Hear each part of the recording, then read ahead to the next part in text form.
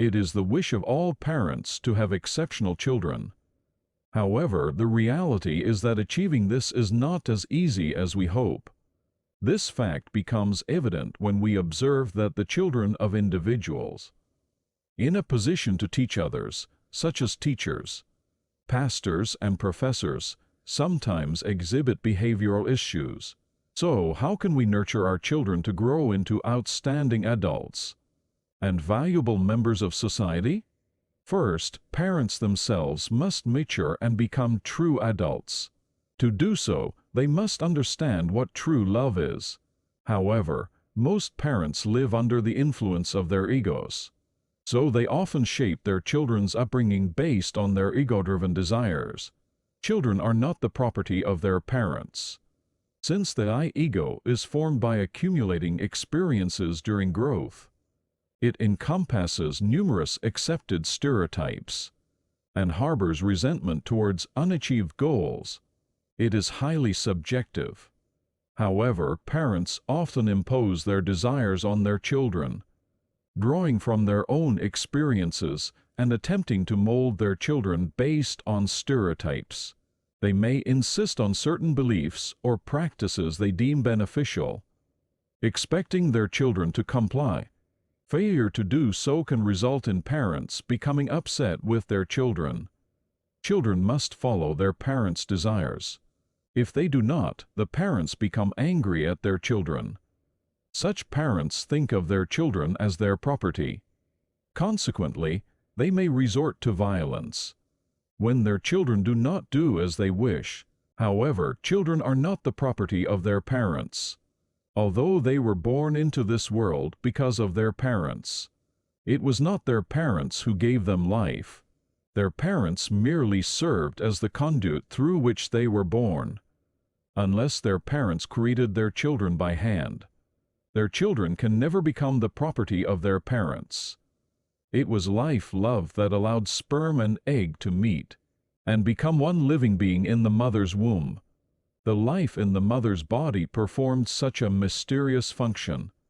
Parents can never create a child with their own hands. Children are children of life, children of God. Parents simply provided sperm and eggs in love according to the will of life. Therefore, parents should never treat their children as possessions. They are simply raising children entrusted to them by God. Consequently, parents must always nurture their children's abilities and talents with love. This is the primary responsibility parents have. To fulfill this responsibility, they must understand the true essence of love. Love is giving without any conditions. To do so, one must not be controlled by their desires. Although the ego may seem to be giving love, it always wants something in return. This is because it is driven by obsession. Therefore, most parents impose their desires on their children, as much as they have been given. This pressure works to some extent when the children are young. However, when the children reach puberty, they already face resistance, because life itself has the properties of love, freedom, and harmony. If someone restricts and suppresses this freedom, it will strive to maintain itself according to the law of self-preservation. In that sense, the rebellious and aggressive behavior of adolescent students can be seen as a cry for independence and a desire to assert themselves. It is an essential part of the process of maturing. Parents must understand this fact. Life always seeks freedom and love, and it detests any form of restriction or suppression that is not rooted in love. Deal with your child's mistakes calmly. However, when your children go down the wrong path, you must deal with them calmly. Never react emotionally, but offer them advice and reprimand them with love.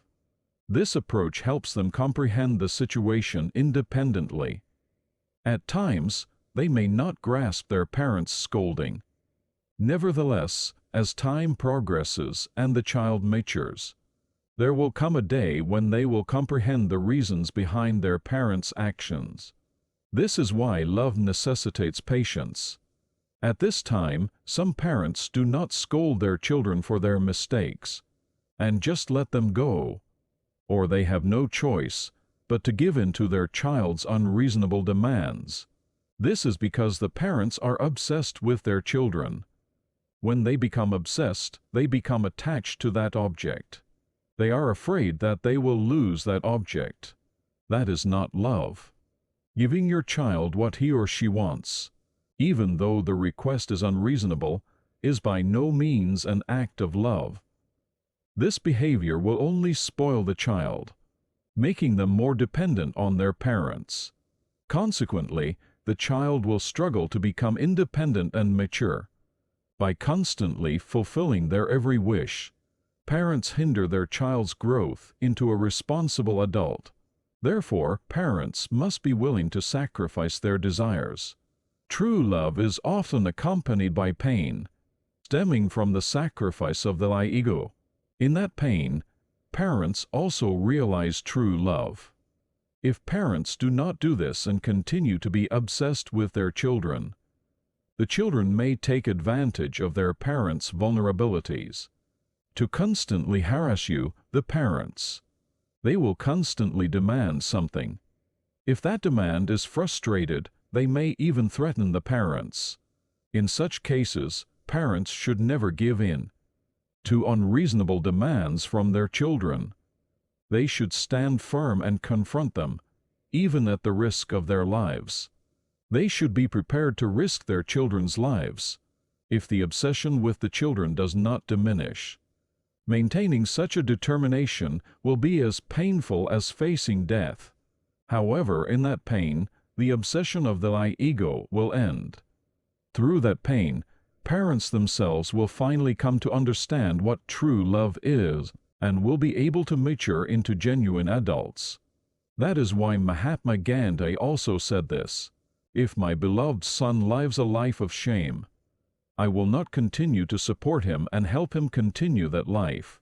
On the contrary, my love would demand that I withdraw all support from him, even if it meant my son's death, and because of love, I would embrace him and welcome him when he repents his wrongdoings. But I would not use physical force to make him to be good." I think this is the essence of the prodigal son's story. You can only love when you stop being obsessed. When the other person restricts his or her freedom through obsession, love persistently digs into the other person's obsession and continues to inflict pain until the other person lets go of the obsession. Thus, when the other person realizes his obsession through the pain and lets go of that obsession, only then will he leave the other person's side like a worker who has completed his mission, because he regained his own freedom. When parents stop being obsessed with their children, they will be able to truly love their children.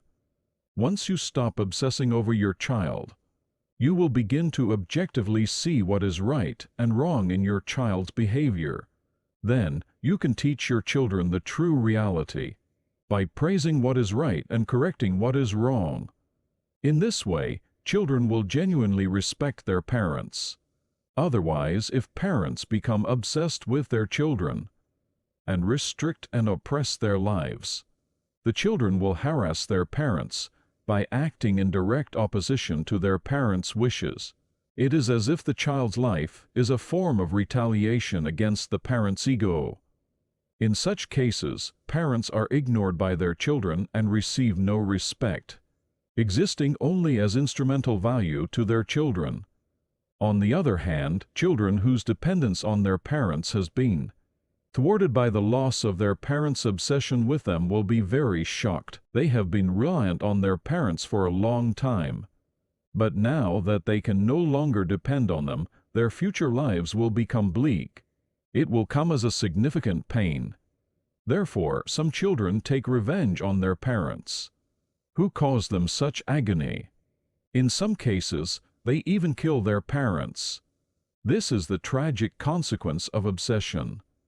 However, in reality, the pain is experienced by the ego within him. As his essence, Life breaks free from the constraints and oppression of his parents. He will unconsciously sense liberation and joy. Life, being omnipotent, may bring pain at present, but he will be able to gradually overcome the difficulties. He will mature through his struggles. In this way, life evolves toward its purpose, love. It truly is the mystery of life. True love is what helps the other person understand reality and mature. Therefore, when they make a mistake, you must calmly correct them and guide them towards the right path. This is because when a parent passes away, the child eventually has to navigate the world independently. Parents cannot accompany their children throughout their entire lives. Look at the animal world. They provide infinite love to their children, so that they can stand on their own. It teaches tearfully how to hunt for prey and how to handle threats. Nevertheless, if a child does not follow his parents' teachings well, he is abandoned. So, once the children can stand on their own to some extent, they are callously sent away. There are many lessons in nature that we need to learn. We must reflect deeply on those lessons. Develop your children's unique colors. Children have various talents and abilities. They excel in some areas and struggle in others. However, many parents and educators tend to focus on their shortcomings rather than their strengths. This approach is misguided.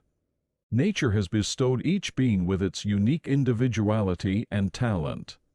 A rose remains a rose, a pumpkin, a pine tree, and a sunflower, each with its distinct color and characteristics.